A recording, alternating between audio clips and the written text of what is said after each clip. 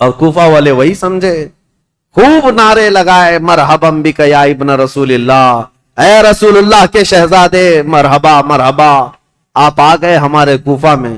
یہ ظالم کچھ بھی نہیں جواب دیتا تھا، پردہ ڈالے ہوئے جلوس میں چلتا رہا اونٹنی پر بیٹھ کر، اور جب دارالخلافہ پہنچا یا گورنر ہاؤس پہنچا تو وہاں پہنچتے ہی گورنر ہاؤس میں اندر گیا، دروازہ بند کیا، چھت پر کھڑے ہو کر پھر خطبہ دیا اور کہا ہے لوگوں، یہ علی بن ابی طالب کا بیٹا حسین نہیں، میں عبید اللہ بن زیاد یزید کی طرف سے نیا گورنر بن کر آیا ہوں، نعمان بن بشیر کو معزول کیا جاتا ہے، آج سے کوفہ کے سارے معاملات میرے ہاتھ میں ہوں گے۔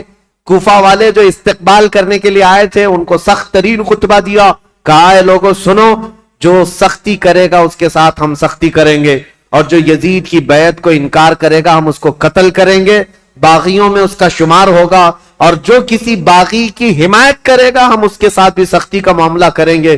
اس کا پہلے ہی دن یہ جو خطبہ سنا لوگوں نے بہت ہی بیزاری کا اظہار کیا، برہمی کا اظہار کیا، لوگ چلے گئے۔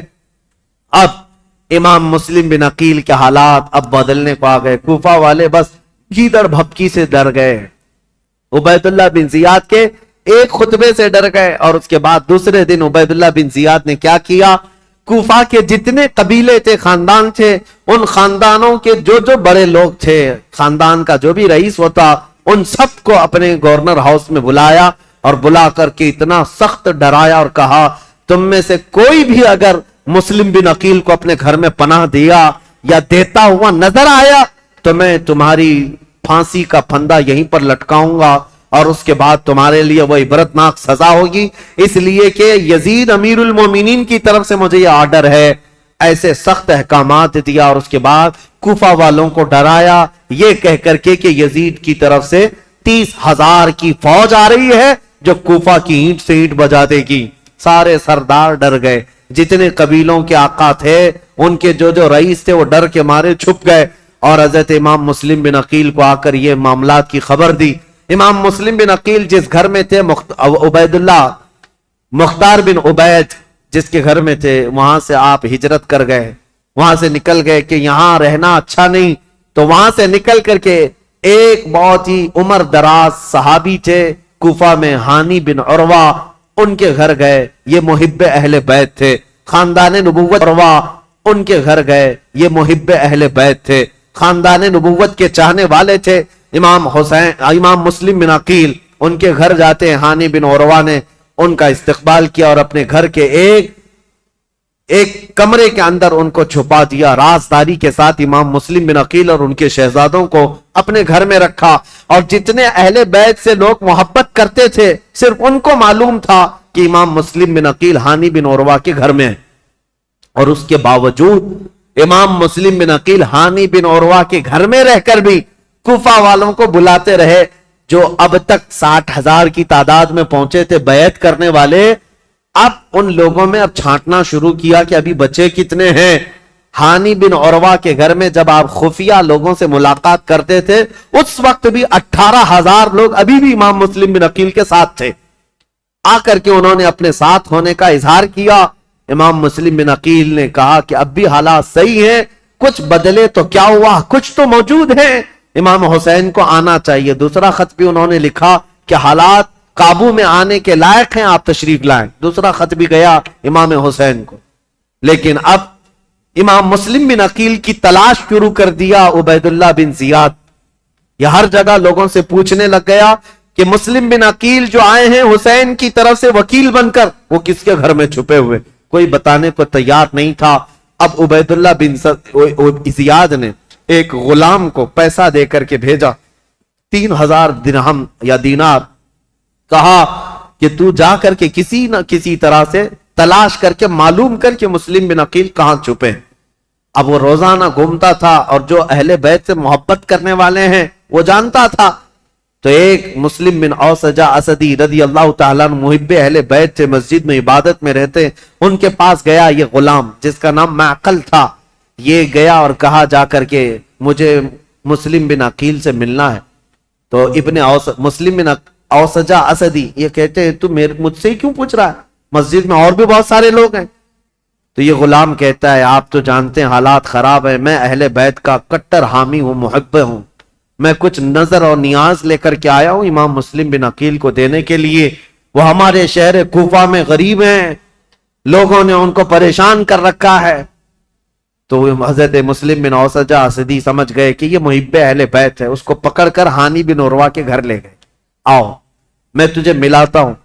حضرت ہانی بن عروہ کے گھر یہ معقل غلام گیا تو دیکھا حضرت مسلم بن عقیل اور ان کے دونوں شہزادے گھر کے اندر ایک کمرے کے اندر موجود ہیں، اور جتنے اہل بیت سے محبت کرنے والے رازدار لوگ تھے وہ آتے تھے، ملتے تھے، جاتے تھے، انہی میں یہ معقل غلام بھی گیا، جا کر 3000 درہم نظر میں رکھا اور اس کے بعد رو دھو کر کے ان کے سامنے محبت کا اظہار کیا اور کہا میں محب اہل بیت ہوں، مجھے آنے کی اجازت ہو۔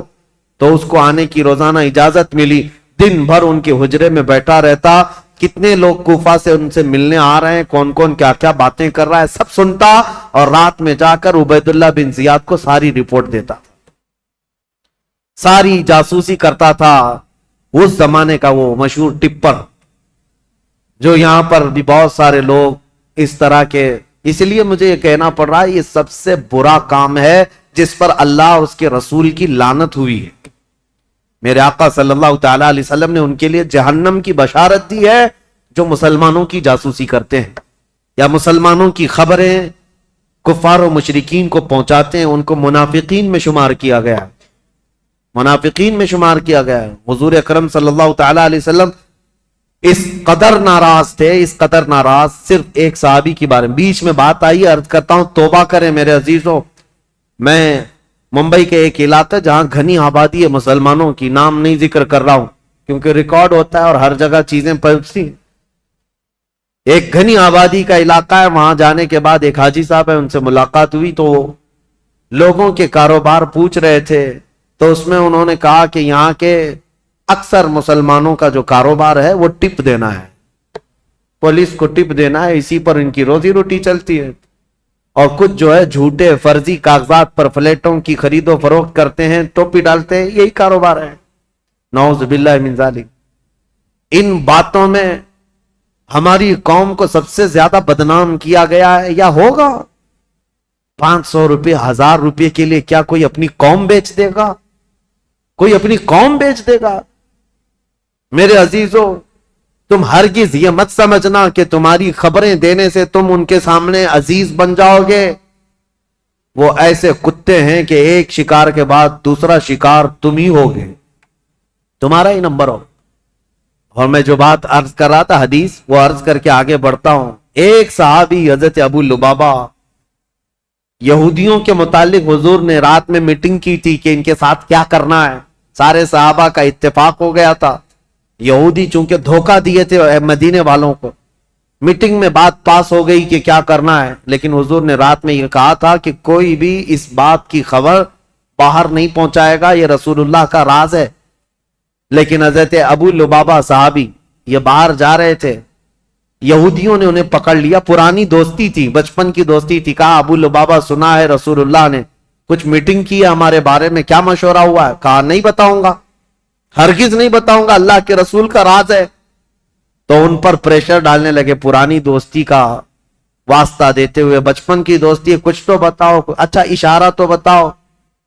میرے عزیزو، آج تو جان بوجھ کر کے پورا اپنا پروفیشنل اور اپنا کاروبار بنائے ہوئے لوگ ہیں، وہ تو حضرت ابو لبابہ غلطی سے ان کے ہاتھوں لگ گئے، تو انہوں نے اشارے سے صرف یوں کہا تھا کہ تمہارا ہو جائے گا کام ہونے میں، اور یہودی راتوں رات پورا مدینہ خالی کر کے بھاگ گئے۔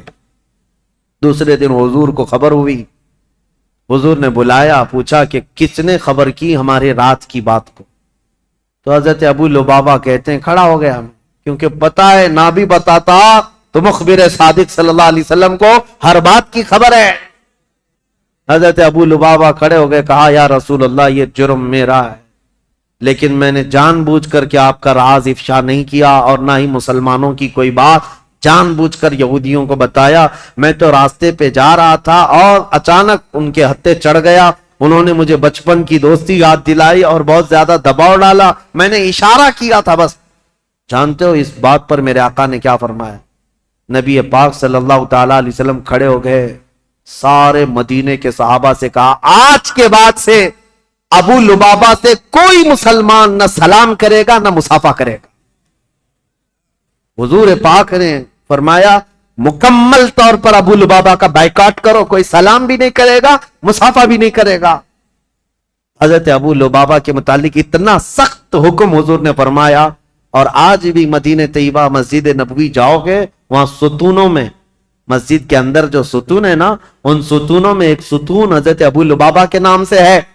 ابو لبابہ نے کیا کیا, اپنی بیوی کو بلایا اور کہا اب میں جینے کے قابل نہیں ہوں, مجھے اس کمبے سے باندھ دینا جب تک میری توبہ قبول نہ ہو. ان کو رسی سے ان کی بیوی باندھ کر چلی جاتی.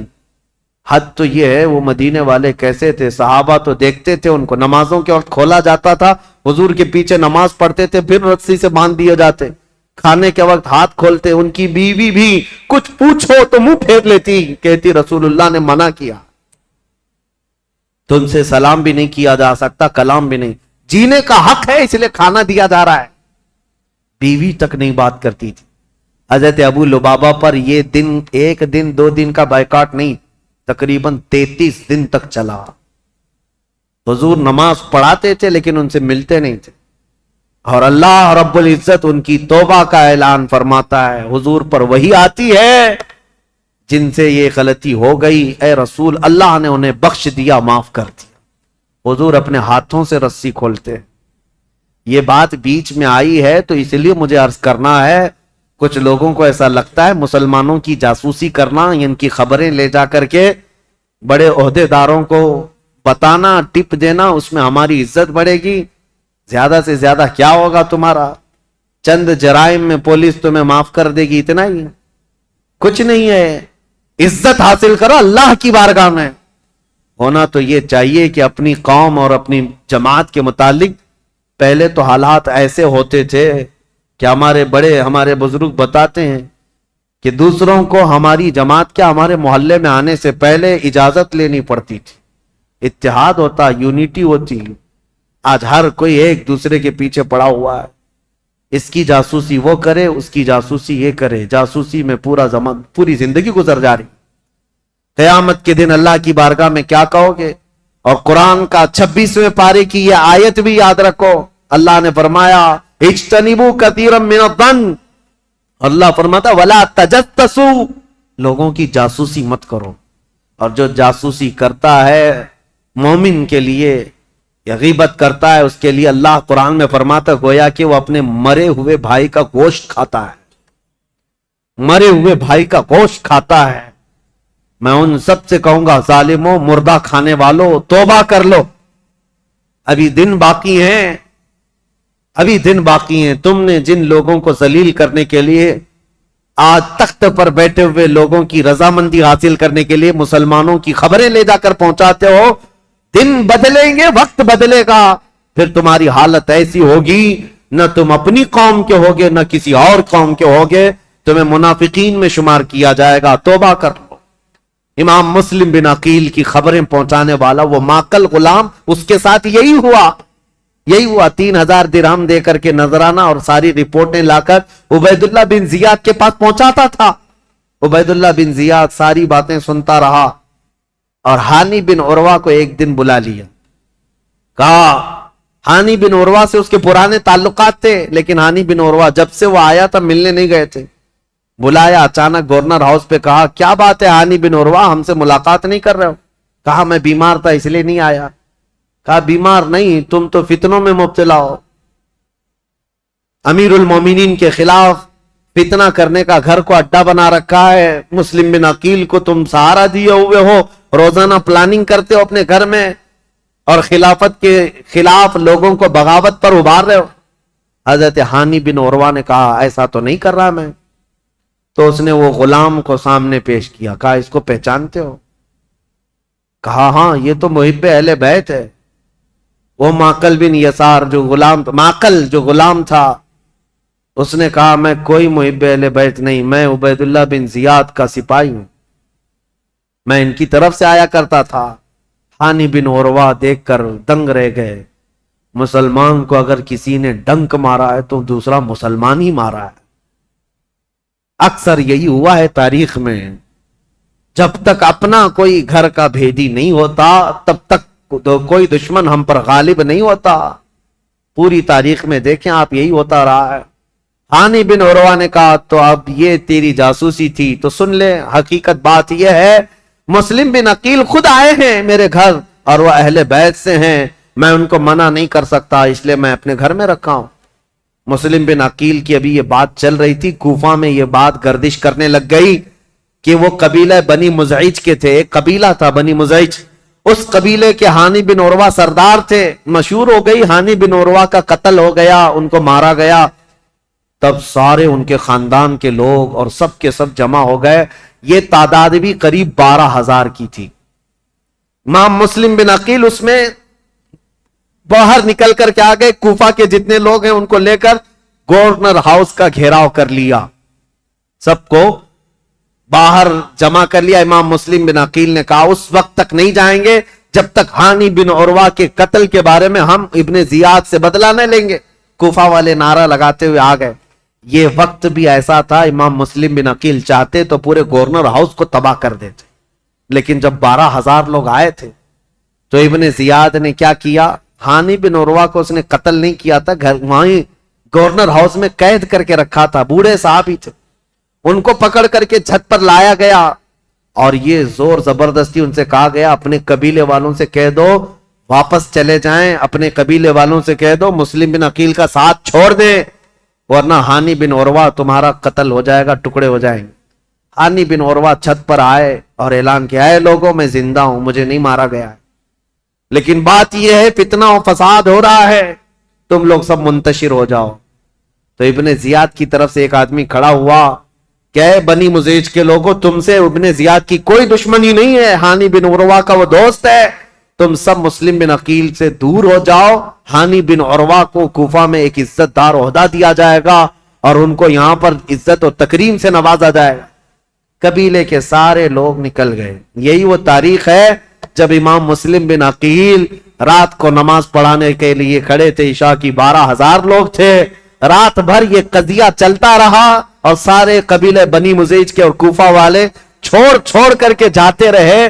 सुबह के वक्त इमाम मुस्लिम बिन अकील के पीछे फजर में सिर्फ 3 लोग बाकी थे, 3 लोग बाकी रह गए।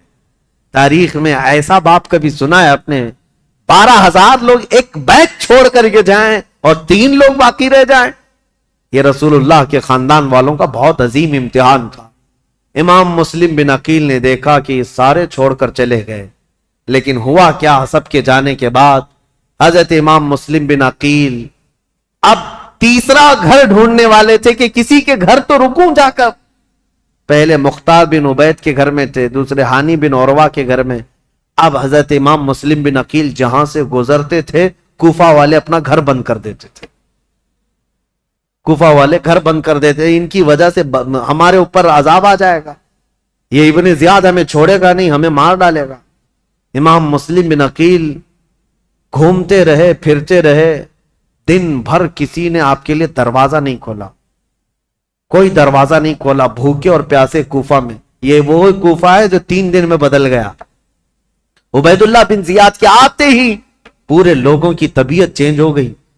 एक औरत थी तौआ नाम की, वो अहले बैत से मोहब्बत करने वाली, इमाम मुस्लिम बिन अकील को देखती है और लेकर के आ जाती है, मेरे घर में रुक जाए, चाहे पूरा जमाना मुखालिफ हो जाए, मैं अपनी जान की बाजी लगा दूंगी, लेकिन रसूलुल्लाह के घर वालों को इस तरह मैं रास्तों पर घूमता फिरता नहीं देख सकती, आप आए मेरे घर।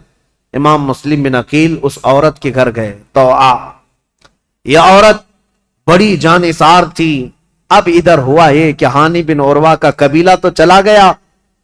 अब हानी बिन उरवा को जो उसने दावा किया था कि इनको इज्जत से नवाजा जाएगा, कुछ नहीं, उनको दूसरे दिन खड़ा किया गवर्नर हाउस में, कहा मुस्लिम बिन अकील को मेरे हवाले कर दो। हानी बिन उरवा ने कहा मैं अपना सारा घर और अपनी जान तेरे हवाले कर सकता हूं, मुस्लिम बिन अकील को तेरे हवाले नहीं करूंगा। अब उनकी दोस्ती भी खत्म हो गई। हानी बिन उरवा ने जब ऐसी सख्तियां की तो उबैदुल्लाह बिन जियाद ने फौजियों से कहा कि इस बूढ़े को बाहर ले जाओ, रस्सी से बांध करके रास्तों पर खींचो ताकि कूफा वाले देखते रहे। हानी बिन उर्वा को उबैदुल्लाह बिन जियाद के जालिम फौजी रस्सियों से बांधकर कूफा की गलियों में खींचते रहे। सहाबी रसूल हैं, बूढ़े सहाबी थे, 80 साल की उम्र थी। जब गलियों में खींचा जाता था वो खड़े होकर पूछते थे, चीखते थे, कोई है, कोई मुझे लाठी तो दे दे, कोई रस्सी तो दे दे, मैं किसी से हिफाजत कर लूं। उनका खुद का कबीला भी करीब आने को तैयार नहीं। यहां तक कि घुमाते फिराते उनको गवर्नर हाउस पर लाया गया। जब उन्होंने सख्त जुमले कहे, ए उबैदुल्लाह बिन जियाद सुन ले, मैं गवाही देता हूं तू कज़्ज़ाब इब्ने कज़्ज़ाब है, और जिसकी खिलाफत का तू दावा करता है यजीद, वो सबसे बड़ा दज्जाल है, कज़्ज़ाब है। इस बात पर उबैदुल्लाह बिन जियाद ने हुक्म दिया और हानी बिन उर्वा रज़ियल्लाहु ताला अन्हु को पटक करके कत्ल कर दिया गया। साहब रसूल को शहीद कर दिया गया। मेरे अजीजों, यहां से कूफा में जो अहले बैत अतहार के जानिसारों की शहादत शुरू हुई, उसमें पहले हानी बिन उर्वा थे और उसके बाद वो मुस्लिम बिन औसजा असदी जो मुहिब्बे अहले बैत थे, उनका कत्ल हुआ। फिर आप ढूंढने के लिए भेजा कि जहां कहीं मुस्लिम बिन अकील हैं उनको ढूंढ करके लाओ। ये हालात होते रहे और तौआ नाम की औरत के घर मुस्लिम बिन अकील थे। इत्तेफाक ऐसा कि उस तौआ नामी औरत का जो बेटा था मोहम्मद बिन आशास, वो इब्ने जियाद के दरबारी था, फौजी था। और उसको खबर मिली तो इब्ने जियाद से आकर के कहा, मेरी मां ने पनाह दे रखी है मुस्लिम बिन अकील को, लेकिन मेरी मां बहुत ढीठ है, मानेगी नहीं, वो मुझसे भी लड़ जाएगी, मुस्लिम बिन अकील को हवाले नहीं करेगी। तो क्या किया जाए? इब्ने जियाद ने पूछा तो उसने कहा, बेटे ने मेरे साथ 10 फौजियों को भेजो, किसी न किसी तरह गिरफ्तार करके लाऊंगा।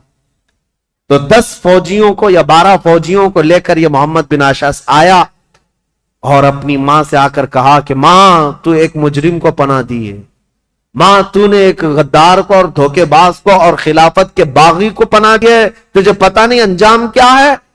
तौआ बाहर निकली और कहा, मुझे अफसोस है उस दिन पर जिस दिन मैंने तुझे दूध पिलाया था, उस दिन पर मुझे अफसोस है, और तू कहता है मैंने बागी को पनाह दी है। नहीं, दर हकीकत मैंने रसूलुल्लाह के घर को अपने घर में बसाया है, मैंने रसूलुल्लाह के घर को अपने घर में बसाया है। मुस्लिम बिन अकील तेरे हवाले नहीं होंगे। अपने बेटे से वो लड़ गई। अब ये 12 लोग इमाम मुस्लिम बिन अकील को पकड़ने आए तो पहली मर्तबा इमाम मुस्लिम बिन अकील को तलवार निकालनी पड़ी। कूफा में पहली मर्तबा जब तलवार निकाली तो यही 10-12 से आपका मुकाबला हुआ। और ये 10-12 क्या, ये हैदर कर्रार रदियल्लाहु ताला अन्हु के घर का शेर है। मुस्लिम बिन अकील की तलवार चमकती थी और सामने वो भागे फिरते थे कुत्तों की तरह, कोई पकड़ने को आता नहीं था।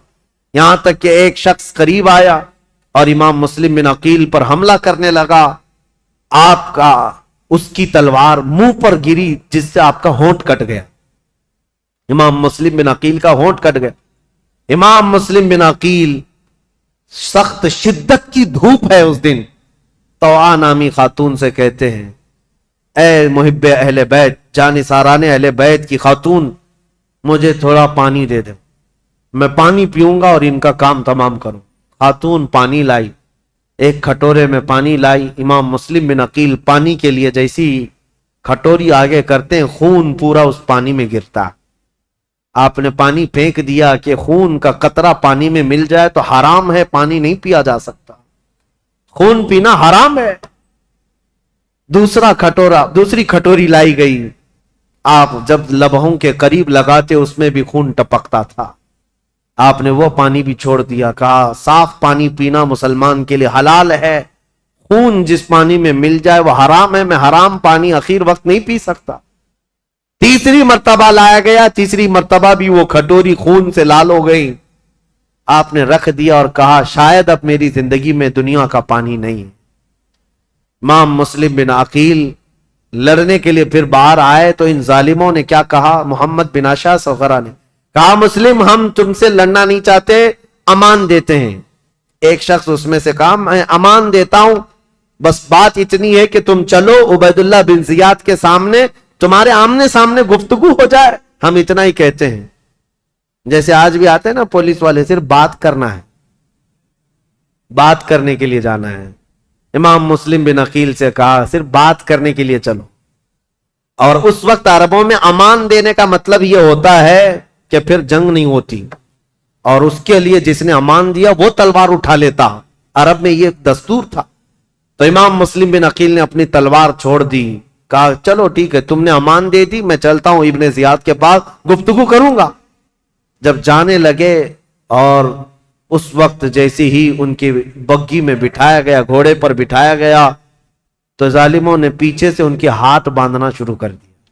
امام مسلم بن عقیل کے ہاتھ باندھے۔ آپ نے پوچھا جب تم نے امان دے دیا اور صرف بات ہی کرنا ہے تو پھر یہ ہاتھ باندھنا کیوں شروع کیا؟ یہ پہلی غداری ہے تمہاری۔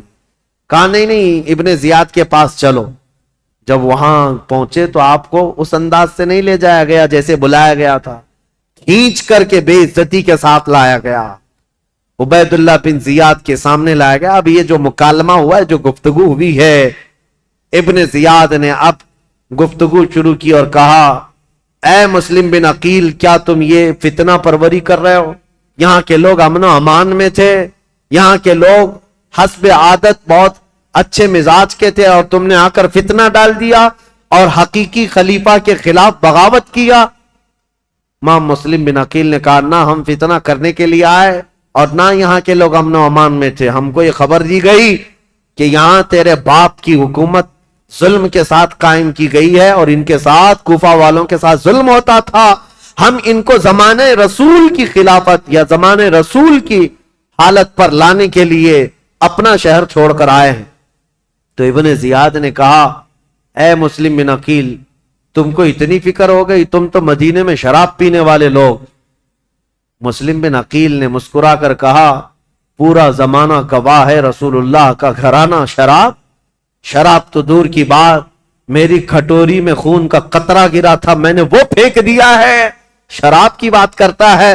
شراب تو تجھ جیسا آدمی پیتا اور تیرا امیر پیتا ہے یزید، جو مسلمانوں کی خون پر اپنی کرسی بچھایا ہوا ہے۔ یہ باتیں سخت ہو گئی امام مسلم بن عقیل کی اور ابن زیاد کی۔ ابن زیاد نے کہا کہ مسلم، ابھی تمہارے پاس وقت ہے کہ تم یزید کی امارت اور اس کی خلافت کو تسلیم کر لو تو ہمارے درمیان بات بن جائے گی۔ ابن زیاد نے جیسے ہی کہا، مسلم بن عقیل نے کہا تو ہم سے اس بات کا وعدہ لینا چاہ رہا ہے جو قیامت تک ہونے والا نہیں ہے، جو قیامت تک ہونے والا نہیں ہے، اور ہماری زندگیاں کیا، ہماری نسلیں ختم ہو جائیں گی، لیکن جس بات پر تو عہد لینا چاہتا ہے وہ ممکن نہیں ہے۔ ابن زیاد نے تلوار نکالی اور کہا اگر وہ ممکن نہیں ہے تو پھر میری تلوار سے تمہارا مقابلہ ممکن ہے۔ مسلم بن عقیل نے کہا میں نہیں کہتا تھا کہ تجھ جیسا خون پینے والا ہی شرابی ہے، اور تیرے لیے ہی یہ سزاوار ہے کہ تو ہی مسلمان کے خون سے اپنے آپ کو آلودہ کر سکتا ہے۔ یہ گفتگو ہوتی رہی کوفہ کے گورنر ہاؤس میں۔ عبید اللہ بن زیاد نے امام مسلم بن عقیل کو پیچھے ہاتھ باندھ کر اوپر چھت پر لے جانے کا حکم دیا، جلاد کو بلایا، اور جلاد کو بلانے کے بعد امام مسلم بن عقیل کی ہڈیاں توڑی گئیں، آپ کی ہڈیاں توڑی گئیں، اور اس کے بعد امام مسلم بن عقیل کو قتل کر کے گورنر ہاؤس کے اوپر سے پھینکا گیا۔ آپ کا سر مبارک الگ اور جسم مبارک الگ پھینکا گیا تھا۔ انا للہ و انا الیہ راجعون۔ یہ خاندان نبوت کے پہلے شہید ہیں، پہلے شہید کوفہ میں جنہوں نے دم توڑ دیا۔ لیکن جانتے ہو گورنر ہاؤس میں مسلم بن عقیل کی یہ حالت تھی کہ جب آپ کے ہاتھ باندھ کر کے آپ کو اوپر لے جایا جا رہا تھا تو کئی لوگ وہاں موجود تھے، ان کی طرف دیکھ دیکھ کر کے امام مسلم بن عقیل کہہ رہے تھے اے لوگوں، دنیا کا یہ دستور ہے، قیصر اور کسریٰ جیسے ظالم بادشاہ بھی جب کسی کو پھانسی دیتے تو پھانسی دینے سے پہلے اس سے پوچھ لیتے تیری کوئی خواہش ہے تو بتا دے،